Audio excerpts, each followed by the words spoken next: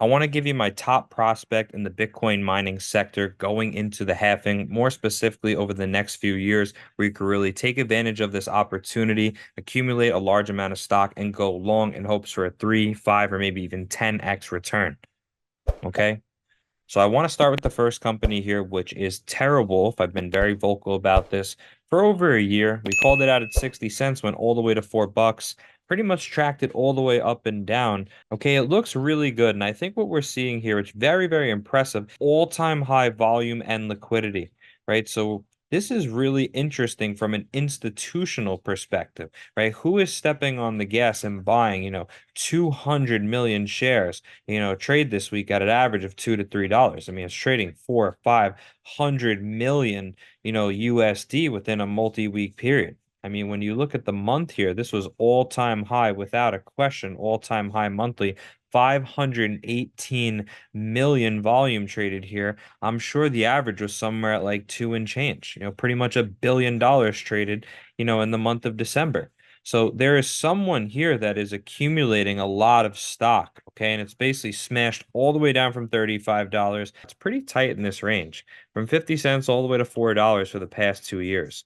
Okay, this is down like 90, 95%. So it's pretty much smashed all the way down, and it looks like massive accumulation is occurring, right? We see a floor of 54 cents. We see just massive amounts of volume and, all-time high liquidity. I always say follow the money, not the narrative, right? The institutions don't care about the price right now if they know it's going to surge all the way back up here, right? They'll beat it down, they'll accumulate as much as they can, terminally shake it out, hit that threshold to where the average person just can't take it anymore. They sell, it flips from sellers to buyers, they go long, and then pretty much, the average person, you hear it all the time. Oh my God, I bought the top, I sold the bottom, I sold it, and then it exploded. That's pretty much, I think what's going to happen, over the course of, let's say, the next few weeks to few months. Okay, I just don't see right now the mining sector is performing, positively or reacting positively to the halving. And the reason why is if they're mining, let's say, 10 Bitcoin a day, and from last month it'll be on average like 70K, that's a lot of money. Now, what the halving is doing is essentially slicing this in half. Now, you're only generating or bringing in 5 Bitcoin. And now the price you see is dropping tremendously. So, what if there's a lot of fear, uncertainty, and doubt? There's a correction, there's a shakeout in crypto as well. And maybe this now trades at like 55K. Okay, so now the revenues of the company is going down tremendously. I mean, just in terms of the amount is getting cut in half, the revenue sliced in half, but now the underlying price could also drop. Okay, and that would make sense too. I wouldn't see this thing just absolutely ripping. I think, they push it down, they really intentionally hold it low, sell it, really, really push it to make people panic, to stop loss rate, to again get every single weak hand out before it really has that explosive rip. Okay, so that's my thought process personally. I don't know how long that's going to take. I'm not trying to guess, but I think you should definitely be setting alerts here as it goes down, at the previous lows, at the previous, weekly and monthly closes, just so you can get a gauge. I think at some point when it stabilizes and truly bottoms out will be a very, very good advantage. Maybe even for crypto, if you have no exposure, it could be an incredible opportunity, right? If you get that rug pull, if you get that big plunge down and everyone's sort of panicking, you can be opportunistic looking for the next few years. Or maybe if you're holding Bitcoin or Ethereum or something like the big boys, you could look for the next 20 years or your retirement. Right. So there's a lot of opportunity right now, as long as you're not someone that holds a lot of position and you're fearful, right? If you don't hold anything and you're just a buyer sitting with cash, I think this is a great opportunity for you to get some exposure, possibly dabble a little bit in the mining sector. A brief overview of the announcement here 2 weeks ago from the company talking about the Lake Mariner facility, which, by the way, is 95% zero carbon energy and also has a fixed rate, 3.5 cents, which is fantastic in comparison to the competition. Now, they self-mined 379 Bitcoin in March, average production rate 12.2 Bitcoin a day. The power cost averaged 13,798 per Bitcoin, again, 3.5 cents fixed price. Okay, hash rate is increasing month over month, replacing 1,000 old generation miners with S19K Pro miners, and then early April, an additional 3,000 of those miners to be deployed and replace older generation miners to expand their fleet.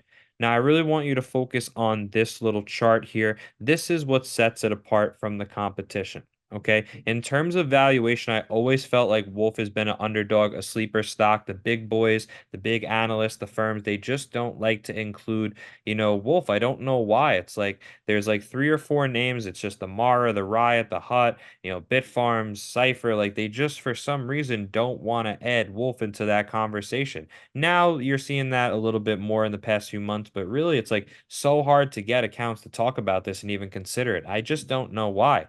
Okay, the numbers here are fantastic. And again, when we look at valuations, I think it's really important to be mindful of a company like Cypher. They mined 316 Bitcoin in March, down from 334 in February. Wolf mined 379 Bitcoin in March, up from 364 in February. Cypher's market cap's almost double. Okay, now what about Mara, right? They mined 773 Bitcoin in March relative to Wolf's 379, and their market cap is almost 6 billion. Mind you, they're mining at a loss, right? Look at the cost. It's barely anything here. Now, of course, right? Like I said, the short term is going to be bad once it halves, but still, the price is so low in comparison to any other company out there. They're actually profitable here in March and bringing in a ton of money. So you really can't see that with Mara, right? They don't give you the full all-in cost, right? They're not very transparent there. I'm sure the number is very high, and that's going to make it very difficult, especially when, your revenue is going to be sliced in half. So again, when you look at a stock like CIFR, Cypher here, I mean, it's trading much more consistent. It looks way stronger, less manipulated here, but the valuation just doesn't make sense. So leave a comment in the section below if you think there is a better Bitcoin mining company out there. What is your top prospect going into the halving in the next few years? I would love to hear it. Mine is TeraWulf because I think it just makes sense as an overall well-rounded company that performs well during down Bitcoin times, and especially where there could be a fluctuation in energy costs, which could really destroy, certain companies' profits. It could actually be a cause of why they go bankrupt. So definitely something to make a mental note of. Now we look at Mara here, right? We're seeing a breakdown of this trend, right? And when I zoom in a little bit more, let's say like on the weekly, for example, you could see it's not holding respect to this trend line anymore. It's starting to break down. And I think this is going to be the beginning of the short-term or temporary end, for the mining sector because like we mentioned, right, it already has very high costs. They're not even profitable on what they're mining now. Their revenue is being cut in half. It's going to be very detrimental to these companies. I mean, maybe I'm wrong. Maybe it's super manipulated and there's so much volume and so much, support at certain levels. I just don't know. But I mean, in my head, what makes sense is this is going to get absolutely crushed all across the board. So leave a comment in the section below if you think the mining sector is about to get rocked. I think it's the best thing to just step away. Just be patient, be observant, set the alerts, wait for your price to start accumulating very slowly. I would not jump in right now. I think that'd be very silly. Regardless, even if you get a huge surge up, right? Even if you get like a false break and it starts to melt back up, I would still be very, very hesitant. Okay. And that's just my opinion again. But the only other thing that I want to talk about here that we really missed is Riot, and then I want to just touch upon Bitcoin as well. As you could see, very similar in all the trends, right? They're starting to break down, right? All the charts are almost identical across the board, right? The same thing with Wolf. It's just a little stronger here. It hasn't broken this trend, which I think is very possible. We'll see something like that. Okay, so I'm not going to talk about any key levels here. I always give upside targets, but I think we're headed down. So all we have to do again is just look at those previous lows and the close, right? Right here, close, low, close, low. That's it. And then you just gauge there. It goes down, it breaks this level. That's check one, check two, right? Check three. You do that with every stock, you'll be fine. Okay, and just start slow. Now let's take a look at Bitcoin and we'll wrap the video up. So talking about Bitcoin here, it's been again very orderly on the weekly and the daily.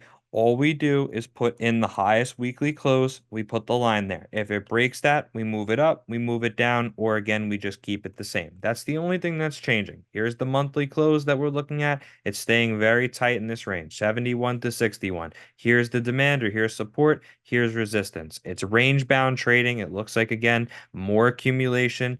However, if we are starting to look a little distributive and we start to break this down, it is possible we can get to 52 very, very fast before having to take that next leg up. If we don't have enough demand and enough support here, it will have to retest these old levels. So you have to be cautious of that, right? We always, always account for the worst. That's why we have our key level, our key range for where it could potentially, melt back down to, right? We have no idea 100% where it's going to go, right? We're not, BlackRock or Vanguard or anything like that that controls markets here. We're just an outsider looking in, trying to gauge, and get a sense of direction as to where it's going to go. Okay, but you could just copy my lines if you want. I'm going to go on the monthly here so you could really zoom out and see, okay, this thing is massive, right? We have one little, red month. It's been pretty much straight green light since, January of 23. It's been almost every single month for a year straight, just ripping up, smashing all-time highs, pulling back. This is part of the process, right? It looks really strong overall. The volume's gradually going up, which is awesome. And I think, again, we're about to surge. I really, really do. I think Bitcoin looks very healthy. But I would love to see, a nice little drawdown. I would love to see a retest of that, upper 40s, low 50s. That would be amazing. What would be even crazier is if it came down to like 30 and change. If it did something like, like this, for example, that would be nuts as well. Who knows? Things are just crazy. They're so manipulated, so much algorithmic trading and, interference here. We have no idea what's possible or, what is, capable of these systems. So a lot of money here, trillions and trillions of dollars of liquidity pool in crypto, especially Bitcoin. So all exciting stuff. Again, if you are someone that has exposure to crypto, tell me what you're holding in the comment section below. Are you someone that goes with the Bitcoin, Ethereum, or do you spread yourself out in the smaller caps, the micro stuff? I love to know. I'm someone that's new. I'm trying to dabble a little bit. So any suggestions of stuff I should get involved with, some new startups, anything that I should be holding for the next 5, 10, 15 years, please don't hesitate to let me know and give me your opinion in the section below. But I want to start talking more about crypto. If you like that, of course, continue to spread the word, help share this video. But besides that, guys, have a fantastic night. And as always, we'll see you in the next one.